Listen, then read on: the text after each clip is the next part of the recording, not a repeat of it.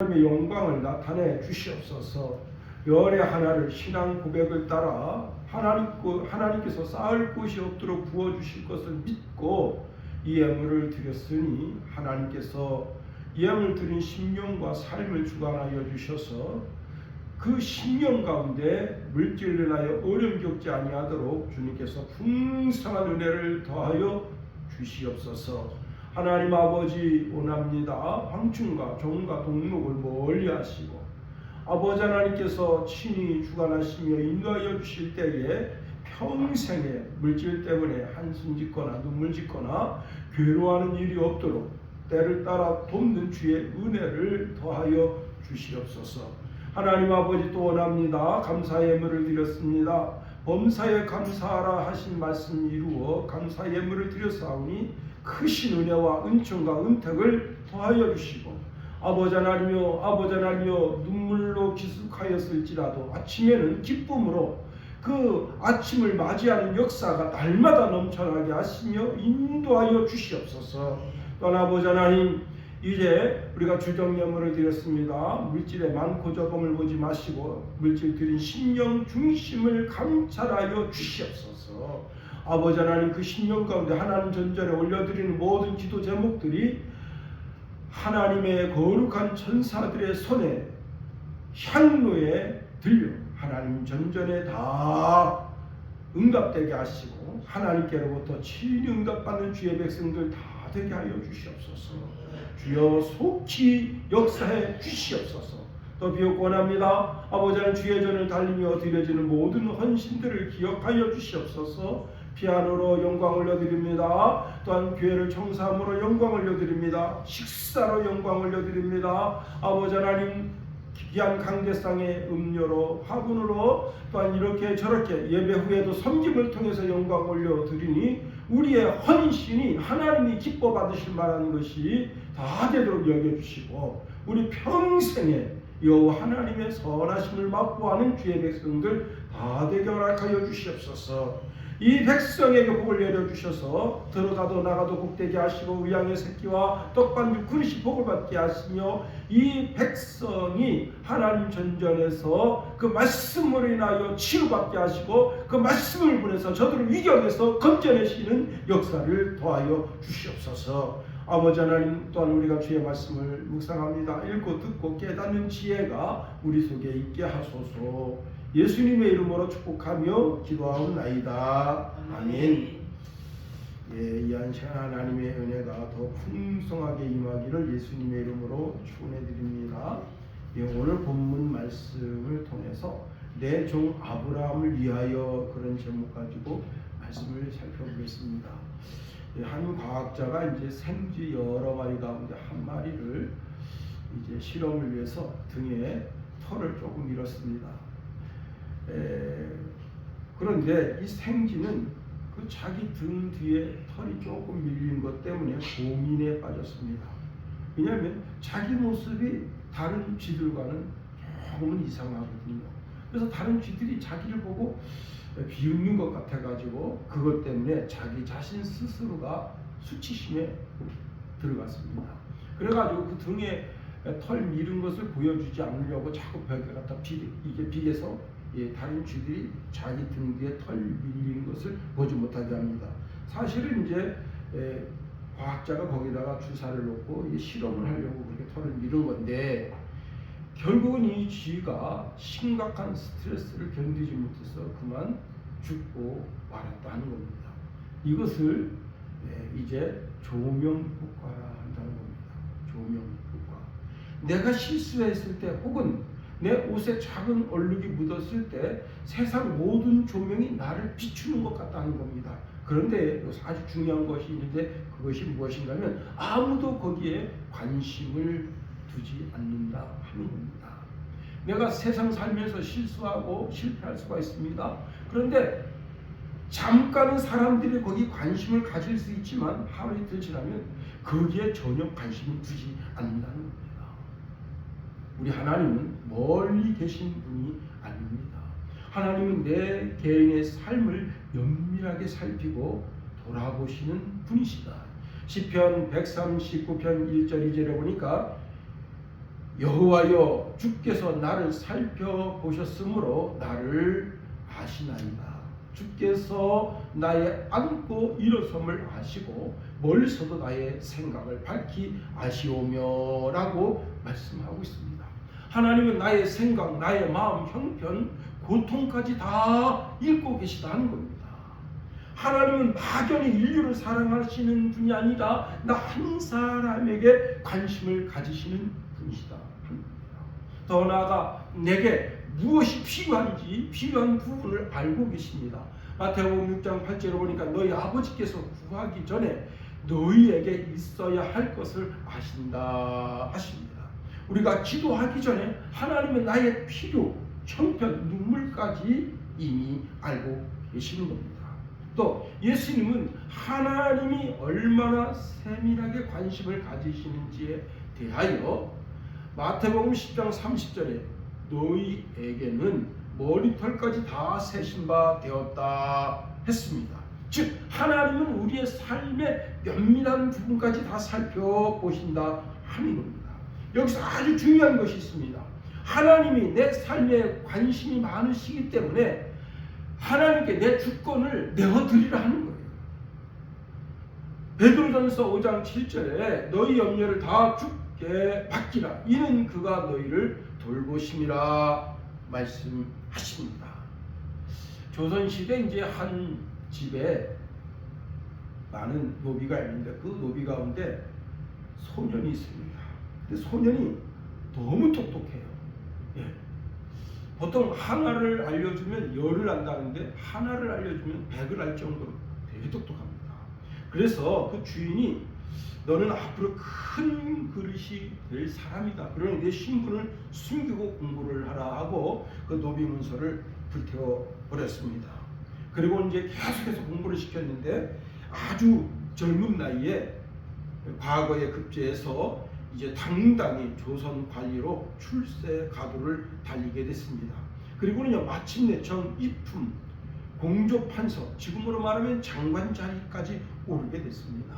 하루는 이제 시내를 이렇게 이제 가도행진을 하는데 자기를 이렇게 신분을 세탁해주고 관직에 나아갈 수 있도록 도왔던 그 어르신의 아들이 거지가 돼서 거리에서 동냥을 하고 있는 것을 알게 됐습니다. 그래서 그 이제 상감 마마가 다닐 때도 이렇게 메고 다니지만은 이제 이렇게 이제 판서들 이렇게 또 이제 장관 자리에 위치 있는 사람들도 다 그렇게 메고 가잖아요. 그래서 내려서 거기서 이제 그 아들에게 녹초초를 했습니다. 깜짝 놀랐습니다. 모든 사람들이 이게 뭔 일인가 했습니다. 가서 이렇게 말합니다. 도련님 이게 어떻게 된 겁니까? 도련님이라는 뜻이 뭐예요? 자기 신분이 천한 신분입니다. 결국은 이제 자기 신분 모든 것이 다 들통나게 됐습니다. 그는 그 길로 이제 왕에게 달려가서 자기의 이제 과거를 이야기했습니다. 그때 그 이야기를 들은 중종은 오히려 그 이야기에 감복하면서 계속해서 이제 장관 자리에 그리고 더 충직하게 자기 직임을 감당하도록 그렇게 독려했습니다. 여러분, 종의 신분에서 자유자의 신분이 되고 자유자의 신분이 돼서 한 나라의 장관 자리까지 올라갔다. 엄청나게 대단한 것 아니겠습니까? 그런데 우리는 하나님께로부터 그보다 더 큰 은혜와 사랑을 받고 있다고 하는 겁니다. 우리는 신분이 바뀌는 정도의 사랑만 받은 것이 아니라 내 몸에 우리 조상 아담으로부터 흐르는 피가 있었는데 온 인류가 그 피로 말미암아 죽음의 영향력 아래 들어갈 수밖에 없었습니다. 태어나 보니까 죄인이고 그 죄를 해결할 방법이 없다는 겁니다. 이 세상에 무슨 돈으로, 능력으로, 지식으로, 선행으로 그 죄를 해결할 수가 없습니다. 그런데 오직 흠도 점도 티도 없으신 거룩하신 하나님의 아들이신 그리스도 예수께서 우리를 대신해서 피를 흘려 우리를 그 죄와 사망에서 구원해 주셨다는 겁니다. 레위기 17장 11절에 육체의 생명은 피에 있습니다. 내가 이 피를 너희에게 주어 제단에 뿌려 너희의 생명을 위하여 속죄하게 하였나니 생명이 피에 있으므로 피가 죄를 속하느니라 말씀하십니다. 생명은 피에 있고 피는 속죄를 위해서 주어졌다 하는 거예요. 자, 예수 그리스도께서 우리를 대신해서 십자가에서 모든 물과 피를 흘려 우리를 구원해서 우리를 그 신분을 죄인이요 영영 죽을 자의 신분이었는데 그 신분을 자유자의 신분으로 바꿔주시고 하나님의 아들, 딸이 되게 하시고 하나님의 나라를 상속할 수 있는 은혜를 주셨다. 히브리서 9장 22절에 보니까 피 흘림이 없은즉 사함도 없다 했습니다. 예수님이 십자가에서 우리의 죄값을 대신해서 지불하신 사건을 통해서 영원한 속죄, 영원한 은혜에 들어가게 됐습니다. 에베소서 1장 7절에 보니까 예수 그리스도의 피로 말미암아 구속 곧 죄사함을 받았느니라 말씀하고 있습니다. 그래서 우리가 하나님과 화목하게 되고 영원한 생명을 얻게 됐고 다시는 정죄함이 없다. 로마서 1장 8절에 보니까 8장 1절에 보니까 그러므로 이제 그리스도 예수 안에 있는 자에게는 결코 정죄함이 없나니 말씀하십니다. 그렇습니다. 더 이상 정죄함이 없다. 광야에 모세가 구리뱀을 만들어 높이 들었을 때 그것을 쳐다보는 모든 사람들은 뱀의 독이 사라짐과 같이 그리스도 예수께서 달리신 그 십자가를 바라보고 저 예수가 나의 주시고 나의 그리스도이시고 나의 하나님이시라고 고백하는 모든 사람들에게 죄의 독이 사라지게 하시고 참된 자유를 주신다 하는 겁니다. 그렇습니다. 자, 오늘 본문으로 가봅니다. 여러분, 여기 오늘 본문에 보니까 기근이 왔다는 겁니다. 아프리카 사막에서 가장 튼튼한 동물이 뭐냐? 낙타입니다. 낙타. 물을 한 번에 100리터 정도 마신다고 하네요. 그런데 낙타가 10일 이상 물을 마시지 못하면 죽는답니다. 예. 낙타가 상당히 튼튼한 동물이고 자기 몸에 그렇게 물을 많이 지니고 있어도 10일 이상 물을 먹지 못한 상태에서 사막을 횡단하거나 짐을 지고 이동하게 되면 죽게 된다. 참 무거운 이야기입니다. 자, 그런데 사막에 비가 내리지 않습니다. 자, 이삭은 양을 기르는 목축업자인데 물이 점점점 말라갑니다. 사람 마실 물 정도 없을 정도입니다. 근데 이 기근이 얼마나 강력했으면 성경에 기록하기를 뭐라고 기록하고 있는가 하면 창세기 26장 1절에 아브라함 때에 첫 흉년이 들었더니 그 땅에 또 흉년이 들매라고 말씀하고 있습니다. 지금 이삭이 만난 그 기근 흉년은 아브라함 때에 아브라함이 겪었던 그 흉년과 강분하다. 얼마나 힘든 가뭄이었으면 사람들이 몸서리 칠 정도의 그런 기근이었다 하는 겁니다.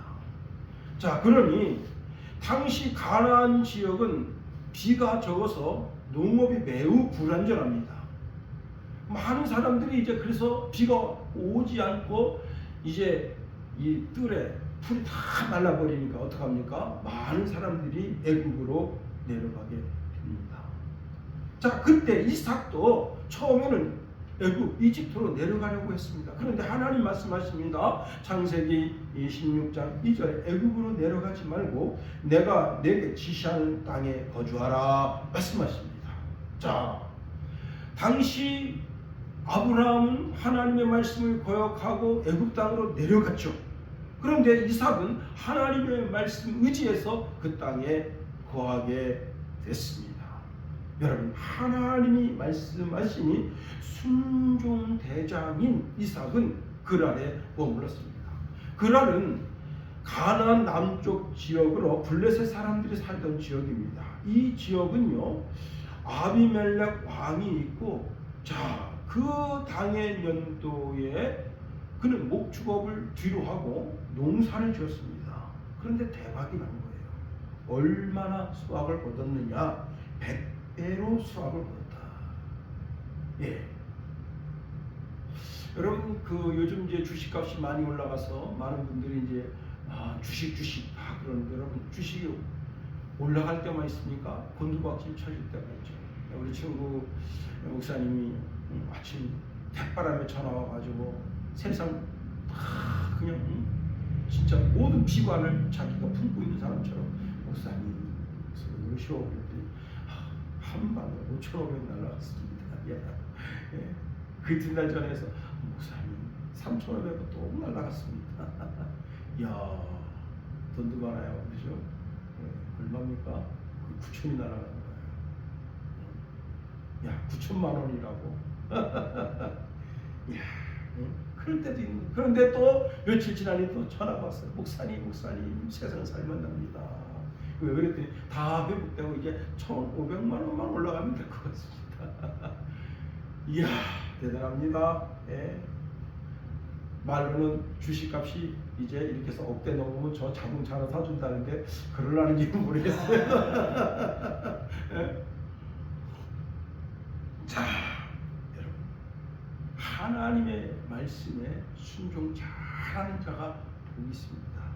이 이삭은 순종대장이다. 순종대장. 그렇습니다. 자, 하나님의 말씀에 순종해서 농사를 지으니, 여러분, 그 농사가 잘 돼서 가축대도 많아지고 종들도 많아지고 큰 부자가 됐습니다. 어제 제가 이제 한 안수 집사님을 배웠는데, 그 집사님 제가 이제 소를 몇 마리 기르십니까? 그랬더니 한 100마리 정도 기르지요.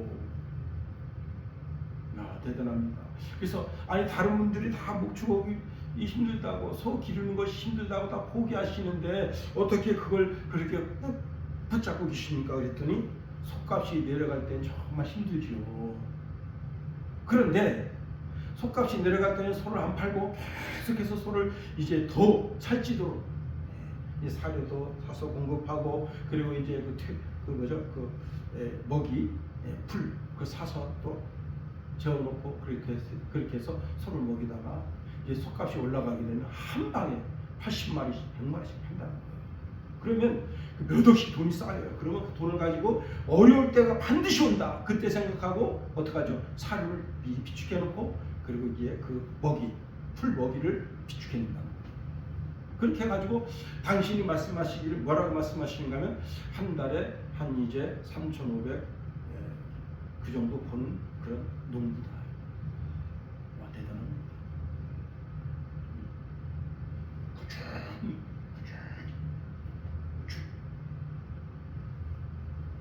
자, 그런데 이렇게 여러분 부자가 되니까 어떻게 됩니까? 블레셋 사람들이 시기합니다. 그래서 무슨 분쟁이 났는가 하면 우물 분쟁이 났습니다. 당시 중동 지역에서 우물은 생명과 같은 거예요.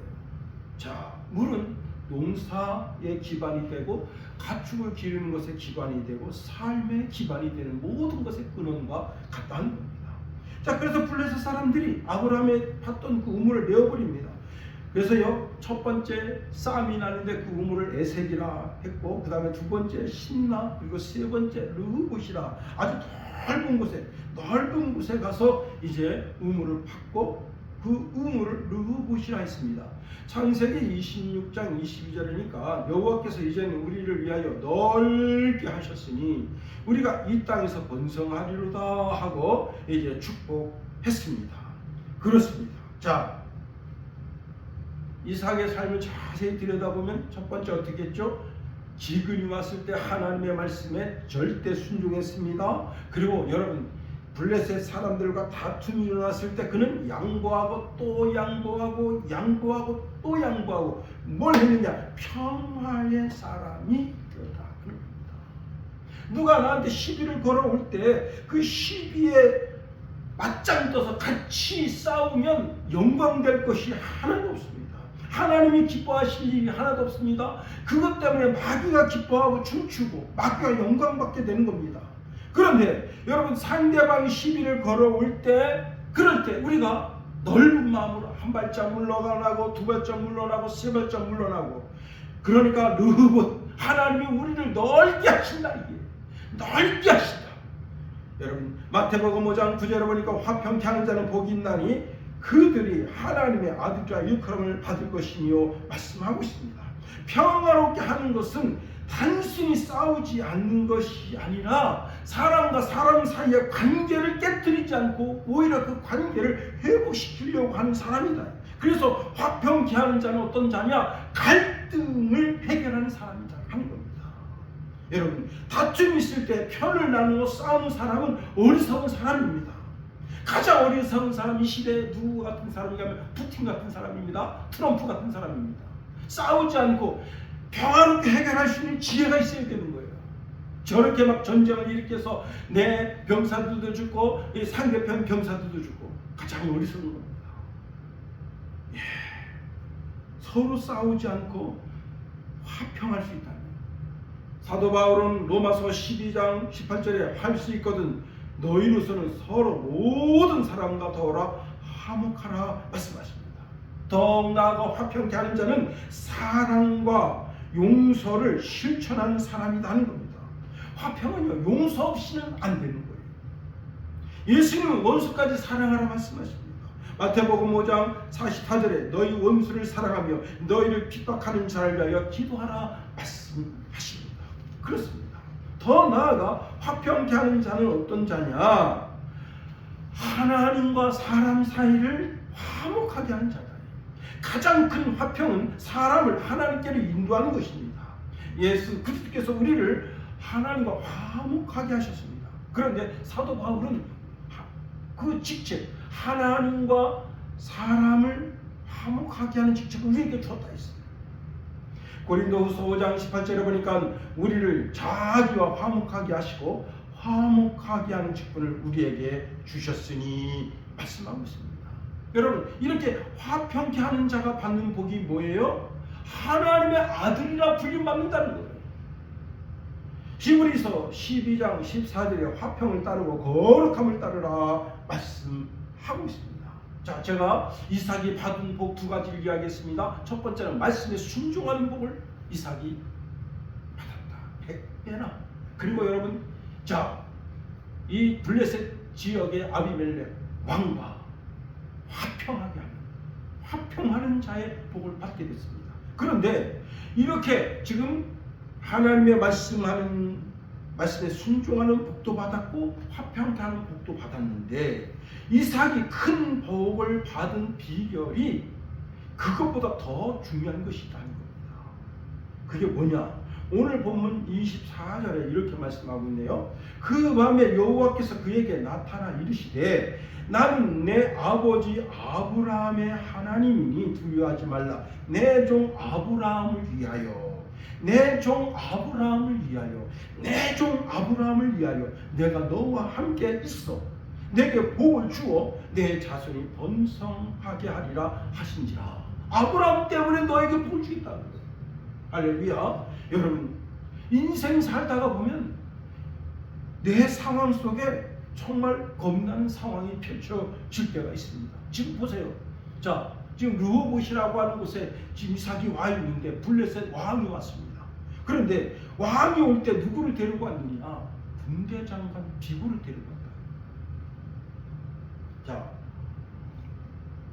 왕이 오는데 군대 장관이 제일 먼저 앞서서 옵니다. 그런데 완전히 전투무장을 한 거 아니에요. 그러면 그 뒤에 누구를 따릅니까? 만부장, 천부장, 그 다음에 500부장, 100부장, 50부장, 10부장들이 쫙 도열하고 오는 거 아니에요. 그걸 보면 졸죠. 안 쫄을 사람이 누가 있겠어요. 그런데 여기 지금 수많은 군대를 끌고 그거 오고 있는데 그 뒤에 이제 왕이 왕복을 입고 다 나타나는데 그 옆에 누구 있는가 하면 왕의 친구인 아웃삿이 함께 하고 있습니다. 세 사람, 아비멜렉, 아웃삿 군대장관 비골이 함께 하고 있습니다. 자, 이 아웃삿은 누구냐면 군대장, 이 사람은 왕의 책사입니다. 왕의 책사. 자, 왕의 책사가 거기서 그 상황 속에서 상황이 조금만 뒤틀리면 어떻게 되겠어요? 이삭 진영을 쳐라 그러면 이거 참 곤란해진 상황이에요. 그때 이삭이 따져 물었습니다. 너희가 나를 미워하여 나에게 너희를 떠나게 하였거늘 어찌하여 내게 왔느냐 하니까 아비멜렉이 여호와께서 너와 함께 하심을 우리가 분명히 보았으므로 우리의 사이 곧 우리와 너 사이에 맹세하여 너와 계약을 맺으리라 말하였노라. 너는 우리를 해하지 말라. 이는 우리가 너를 범하지 아니하고 선한 일만 내게 행하여 내가 편안히 가게 하였습니다. 이제 너는 여호와께서 복을 받은 자니라 말씀하셨습니다. 여러분, 자, 이 말씀을 보면 우리가 지금 성경은 이게 축약해서 기록하고 있지만 지금 블레셋 진영에 어떤 일이 있었던 거예요? 상당한 손해가 있었던 거예요. 이삭이 지금 그 지역에서 이렇게 떠나오는데 아비멜렉도 그렇고 그 비골도 그렇고 아웃삿도 그렇고 자기들이 감당할 수 없을 만한 어떤 큰 어려움이 있었던 거예요. 그러니까 이게 왜 이렇게 이런 상황이 일어났지? 그러니까 스스로 생각할 때 의인을 핍박함으로 말미암아 우리가 여호와 하나님께로부터 징계를 받는구나. 그래서 어떻게 해요? 지금 이삭에게 평화도약만 지어왔다. 그렇습니다. 여러분, 우리 모두는 여호와 하나님께 복받은 자이고 지금도 복을 받고 있습니다. 왕도 왕의 책사도 군대장관도 와서 빌면서 평화조약 맺고자 합니다. 그러니 평화조약을 맺고 이삭이 큰 잔치를 베풀고 이들과 함께 먹고 마시고 축하하고 아침에 일찍 일어나서 다시 맹세한 후 그들을 편안히 돌려보냈다 하는 겁니다. 여러분, 이 모든 배경에 뭐라고요? 24절에 내 종 아브라함을 위하여 하나님이 이렇게 하셨다 하는 겁니다. 그렇습니다.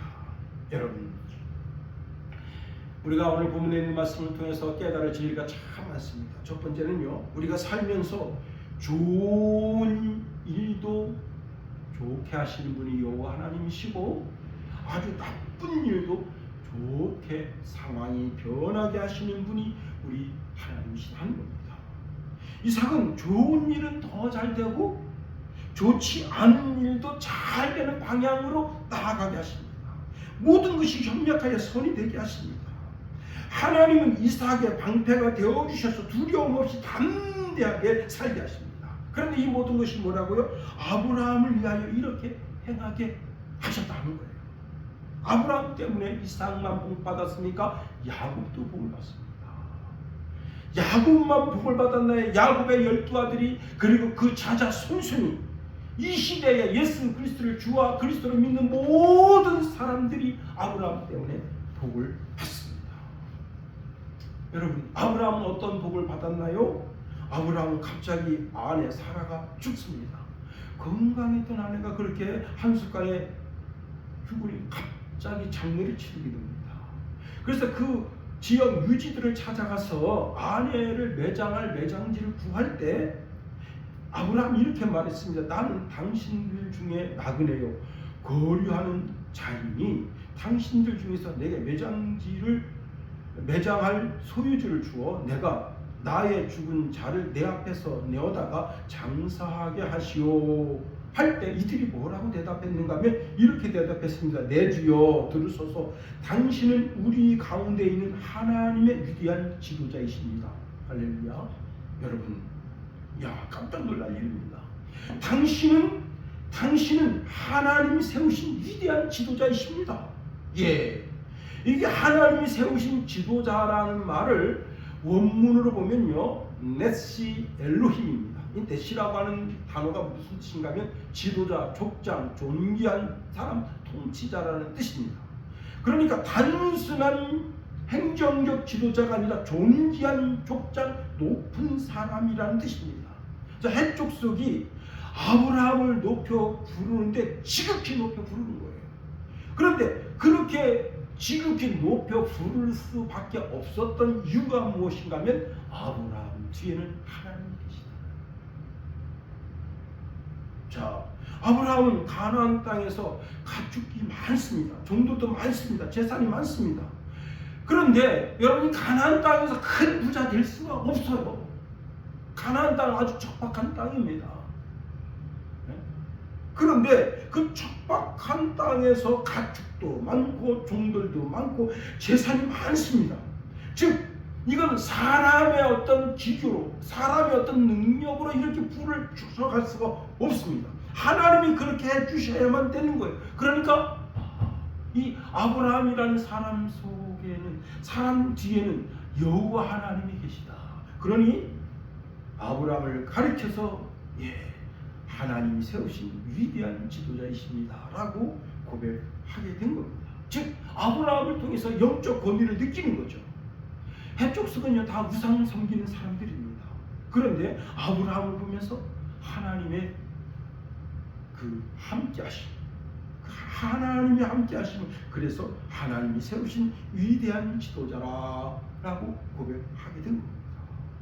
여러분, 하나님은 아브라함을 통해서 그 자자손손의 복을 부어주실 뿐만 아니라 오늘 이 시대 모든 믿음의 사람들이 아브라함의 복을 받게 하시는데, 그러면 자, 아브라함이 이렇게 복을 받은 이유가 뭐냐, 비결이 뭐냐, 그걸 우리가 알고 가야죠. 그죠? 자, 아브라함 때문에 그 자자손손이 복을 받는다면, 이삭도 복을 받고 야곱도 복을 받는다면, 즉 이 아브라함이 복의 근원이 된 그 비결이 뭐냐, 이게 그게 창세기 15장에 나옵니다. 자, 아브라함의 조카 롯이, 이게 아브라함의 목자들과 조카 롯의 목자들이 서로 다투고 떠났습니다. 자, 그럴 때 섭섭하죠. 그런 가운데 하나님이 환상 중에 아브라함에게 말씀하십니다. 아브라함아, 두려워하지 말라. 나는 내 방패요 내 지극히 큰 상급이니라 말씀합니다. 아브라함이 이렇게 말합니다. 주 여호와여, 내게 무엇을 주시려 하나이까? 나는 자식이 없사오니 나의 상속자는 이 다메섹 사람 엘리에셀입니다. 주께서 내게 씨를 주지 아니하셨으니 내 집에서 길린 자가 내 상속자가 될 것이니이다 했습니다. 그때 하나님께서 이렇게 말씀하십니다. 그 사람이 내 상속자가 아니라 내 몸에서 날 자가 내 상속자가 되리라 하시면서 그 장막에서 나와서 하늘을 우러러 보게 하십니다.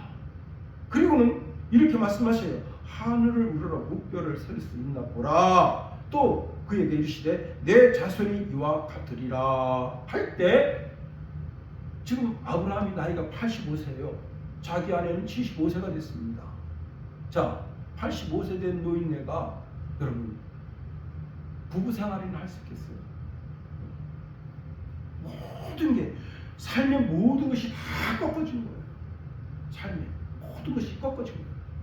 그런데 야, 너 자손이, 이 자손이라고 하는 말 뜻은 그 정실 남편과 정실 부인 사이에서 낳은 자녀라는 뜻이에요.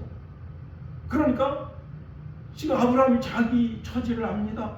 자기 아내 처지를 알아요. 그런데 그렇게 너가 지금 저 하늘의 별처럼 내 자손이 많아지겠다, 그 말을 듣고 창세기 15장 6절에 귀한 말씀이 있습니다. 아브라함이 여호와를 믿으니 그랬습니다. 아브라함이 여호와를 믿으니 여호와께서 이를 그의 의로 여기셨다 했습니다. 바로 이겁니다. 로마서에 보면 이건 바랄 수 없는 중에 바라는 거였다. 로마서 4장 18절에 보니까 아브라함이 바랄 수 없는 중에 바라고 믿었으니 이는 내 후손이 이와 같으리라 하신 말씀을 많은 민족의 조상이 되게 하려 하심이라 말씀하십니다.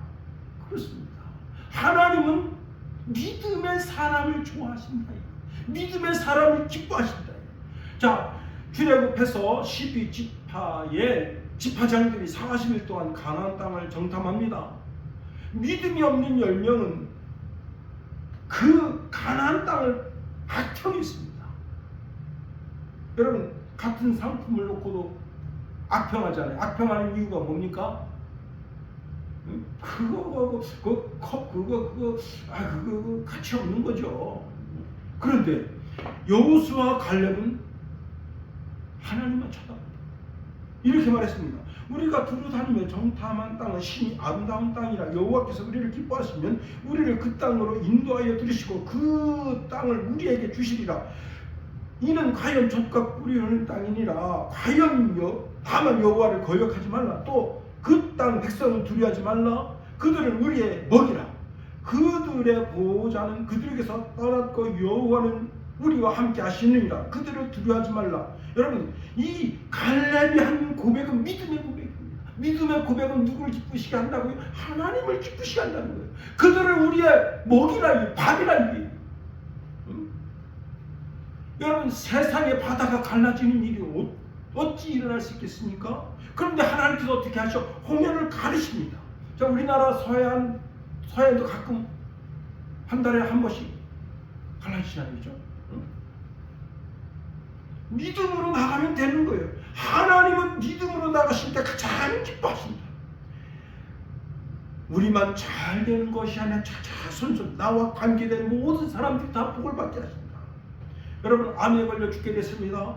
믿음으로 바라보면 하나님께서 치유해 주시고 말씀을 보내서 그 위경에서 건져주시고, 때로는 예수 그리스도께서 채찍에 맞음으로 내가 나음을 입었다 말씀을 주시고, 때로는 어떻게 하시죠? 그 암이라고 하는 질병을 통해서 하나님의 나라에 데려가십니다. 그러니까 우리는 망해도 잘 되고 망하지 않고 편안해도 다 잘 되는 하나님의 모든 것이 협력하여 복이 되는 은혜를 입은 사람들이다. 그러면 우리 누구 쳐다봐야 됩니까? 믿음으로 하나님을 바라봐야 됩니다. 하나님이 날 위하시고 날 위해서 일하시는데 하나님만 쳐다봐야 됩니다. 그리고 된다 하는 신앙은 되게 돼 있어요. 불신앙은 신기하게 아무리 하려고 해도 안 되는 거예요.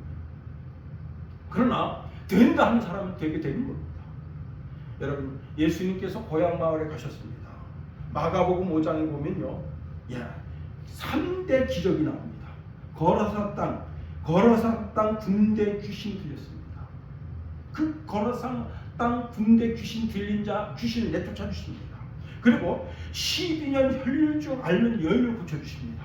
그리고요, 마가복음 5장의 기적의 결정판인데 죽은 야이루의 딸을 살려주셨어요. 그런데 6장으로 넘어갑니다. 6장으로 넘어갔는데 6장에 어디 가셨는가 하면 예수님은 자기 고향 마을에 가셨어요. 자, 고향 마을에 가셨는데 거기서 하나님의 말씀을 전파하려고 회당에 들어가셨을 때 그 사람들이 예수님을 비아냥거리면서 이렇게 말했습니다. 아, 이 사람이 마리아의 아들 목수가 아니냐, 야고보와 요셉과 유다가 시몬의 형제가 아니냐, 그 누이들이 우리와 함께 여기 있지 아니하냐 하고 가장 강력한 불신앙으로 다가섰어요. 성경에는 이렇게 말하고 있습니다. 예수를 배척했다 했어요. 그러니까 예수님 배척하니까 예수님께서 거기서 아무 능력도 행할 수 없었다. 5절에 그렇게 기록하고 있습니다. 불신앙으로 다가가는 사람에게는 하나님이 아무것도 하실 수 없습니다. 그러므로 오늘 이 예배를 통해서 여러분의 심령 가운데 있는 불신앙이 예수 그리스도의 이름으로 다 사라지게 되기를 축원해 드립니다. 믿음으로 나아갈 때 하나님은 기쁘시게 할 수 있게 하는 겁니다. 더 나아가 말씀에 순종하는 사람이 되어야 하는 겁니다. 아브라함이 정말 순종하기 어려운 순종을 합니다. 그게 뭐냐면 내 아들 독자 이삭을 모리아 산에 가서 번제물로 바치라. 이게 쉬운 게 아니에요.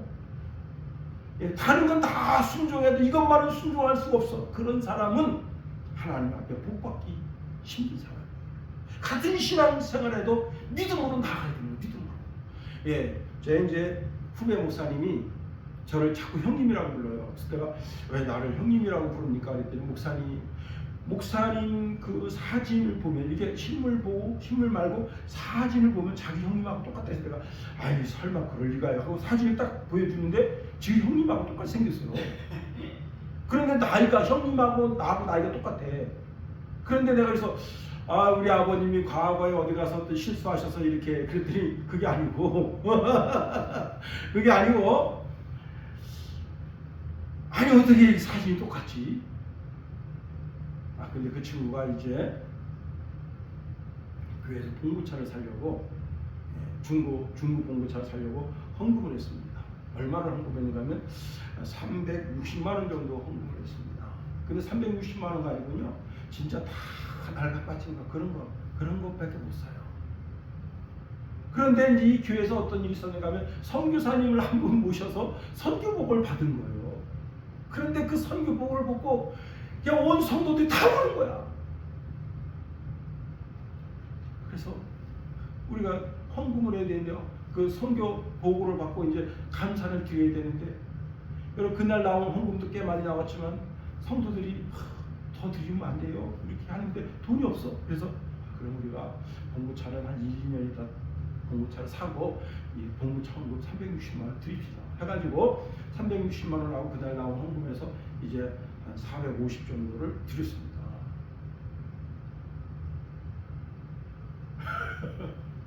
성도들은 이제 당장 봉고차가 생기는 줄 알고 그레이스 생기는 줄 알고 막 좋아해. 중고차라도 한 돈천 정도 해서 사서 이렇게 하려고 했는데 딱 드렸는데 선배 목사님 그 이야기를 들은 거예요. 근데 선배 목사님이 자기 교회 스타렉스를 갖다가 공장에 집어넣습니다. 그리고는 박지서부터 밑에 있는 모든 부품을 싹 밑에 있는 그 안에 차 밑에 있는 모든 부품을 다 갈아서 새 것처럼 만들어라. 근데 얼마 들었는 줄 알아요? 그 부품값만 거의 700 들었습니다. 다 뜯어낸 거예요. 다 뜯어내고 다 박지서부터 다 새 거로 갈아준 다음에 그 목사님한테 킬로를 준 거예요. 와, 그 봉고차가 그때만 해도 한 1200 정도 되는 건데 거기다가 그렇게 돈을 발라가지고 싹 붙여가지고 내가 새 건 사드릴 수가 없는데 우리 교회 봉고차를 이렇게 지금 수입을 했습니다. 와, 믿음으로 나가, 믿음으로 순종하라. 여러분, 뱀의 꼬리를 잡는 건 쉬운 일이 아닙니다. 근데 하나님께서 모세에게 뱀의 꼬리를 잡으랍니다. 그런데 그 말씀에 순종하니까 어떤 일이 벌어집니까? 그 지팡이를 붙잡고 430년 동안 애굽에서 그렇게 모진 고통 당하는 이스라엘 백성을 인도하는 인도자. 하나님의 말씀에 순종하면 그렇습니다. 내 생각, 내 계획대로 되는 것 같아도 아무리 내 계산기를 들려봐도 안 됩니다. 그럴 때 우리가 하나님의 말씀에 100% 순종하세요. 신명기 5장 10절에 보니까 나를 사랑하고 내 계명을 지키는 자들에게는 천대까지 은혜를 베푸느니라 말씀하십니다. 여러분, 아브라함의 조카 롯이 가나안 땅을 떠나서 여러분 소돔 성으로 갑니다. 어떤 일이 벌어졌습니까? 그들 나오면 연합군이 와가지고 붙잡아가지고 싹 뺏어가지고 자기 나라로 돌아갔어. 그럼 그때 깨달아야 돼. 여기 있으면 안 되겠구나. 하나님이 한번 징계할 때 깨달아 알아야 되는 거예요. 돌아서 해야 되는 거예요. 다음에 어떻게 하느냐? 생명을 건드리는 거예요. 하나님 말씀에 계속 불순종하고 하나님 말씀 가운데 거하지 않으면 어떻게 되느냐? 하나님 그 생명을 건드리는데 그 안에 소금 기름 되게 하시니 잘 들으세요. 여러분, 하나님의 말씀에 순종. 잠언서 14장 12절에 보니까 어떤 길은 사람이 보기에 바르나 필경은 사망의 길이다 말씀하십니다. 여러분, 우리가 하나님의 말씀을 떠나 엉뚱한 길에 서게 되면 어떤 일이 벌어지느냐? 그게 사망의 길이다. 사망의 길이다. 그러나 우리가 하나님의 말씀을 따르고 신앙에 설 때 어떤 일이 벌어집니까? 시편 119편 105절에 보니까 주의 말씀은 내 발의 등이요 내 길의 빛이니라 하고 그 말씀대로 살면 하나님의 말씀을 내 인생의 방향이 되도록 하나님 허락하십니다. 삶의 나침반이 되게 하십니다. 길을 잃어버린 여러분 어부들이 북극성을 찾아가지고 그 북극성을 기본으로 해서 백기를 잡는 것처럼 인생이 방황할 때 하나님의 말씀을 내 삶의 방향의 척도로 삼고 그 말씀대로 살려고 하면 죄악된 삶 속에서 빛된 삶으로 나아가게 하십니다. 그렇습니다. 여러분, 인간 스스로 의롭게 할 수 없기 때문에 말씀의 기준에서 살면 그 말씀이 내 의가 되게 하십니다.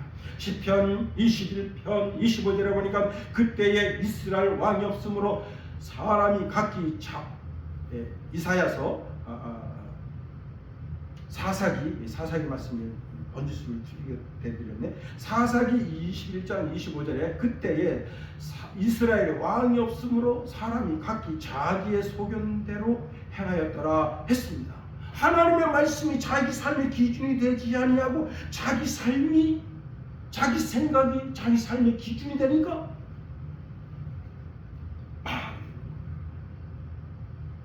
여러분, 아브라함을 깊이 생각하십시오. 아브라함의 그 믿음 때문에 하나님의 말씀에 절대 순종하는 삶을 통해서 아브라함 때문에 내가 너를 축복하며 내가 너를 떠나지 않을게. 너의 방패가 되어줄게. 너의 백그라운드가 되어줄게. 이렇게 아브라함 때문에 복받는 저와 여러분이 다 되는 역사를 이루기를 예수님 이름으로 축원해드립니다. 기도하겠습니다. 하나님, 우리를 붙드시며 인도하소서. 하나님의 크고 강한